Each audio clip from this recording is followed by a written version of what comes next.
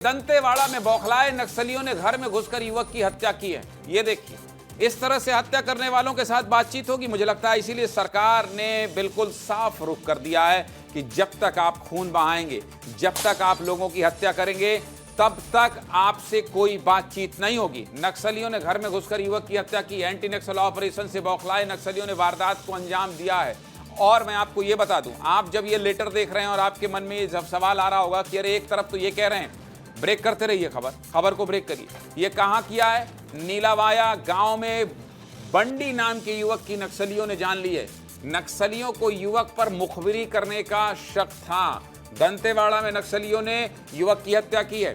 और इसलिए मैं कह रहा हूं कि जो सरकार कह रही है ना, जो सरकार कह रही है, सरकार ये कह रही है कि भाई साहब, आप अगर इस तरह से खून बहाएंगे तो आपसे कोई बातचीत नहीं होगी, आपसे कोई बातचीत नहीं होगी। और संजय, जब आप ये कह रहे हो कि सरेंडर करने को तैयार हो, जब आप ये कह रहे हो कि नहीं भाई हमसे ये नहीं हो पाएगा, जब आप ये कह रहे हो कि हमारा अस्तित्व ही खत्म हो जाएगा, जब आप जनता से माफी मांग रहे हो, तो फिर ये हत्या क्यों? इस तरह से आप निहत्थों को क्यों मार रहे हैं? और यही तो गृह मंत्री विजय शर्मा भी कह रहे हैं, यही तो सरकार कह रही है कि अगर आप हथियार उठाकर इस तरह से हत्या करते रहेंगे तो कोई बातचीत नहीं होगी। इस घटनाक्रम को किस तरह से देखा जाए संजय?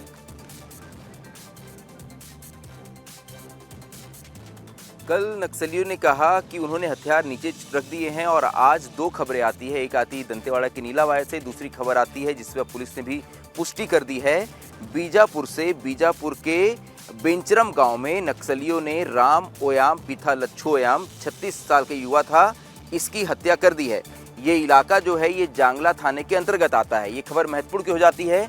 क्योंकि आज ही हमने जांगला इलाके से खबर भेजी है।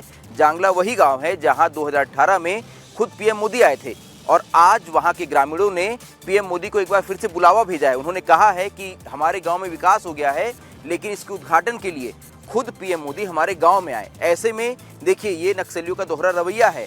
एक तरफ नक्सली कहते हैं कि हमने हथियार डाल दिए, दूसरी ओर इस तरह की हत्याएं हो रही है। लेकिन यहाँ पेच क्या है, मैं ये बता देता हूँ। कल अभय ने अपने लेटर में लिखकर यही बात बताई कि हमारे हजारों कॉमरेड्स अभी भी जंगलों के अंदर हैं। उन्हें इस बात की कोई जानकारी नहीं है कि हमने इस तरह का फैसला लिया है कि हम युद्ध विराम कर रहे हैं, हम अपने हथियार नीचे रख रहे हैं। कल उन्होंने मीडिया संस्थानों से, आकाशवाणी से, दूरदर्शन से इसी बात की अपील की थी कि आप हमारे उन साथियों तक भी बता दीजिए कि हमने, सबसे ऊपर बैठे नक्सलियों ने ये फैसला ले लिया है कि सभी तरह के खून खराबे रोक देने हैं, हथियारों को अपने नीचे रखना है। और देखिए, इसी बात का जिक्र आज जो हम ये 5-6 पन्ने का नया लेटर लेके आए हैं।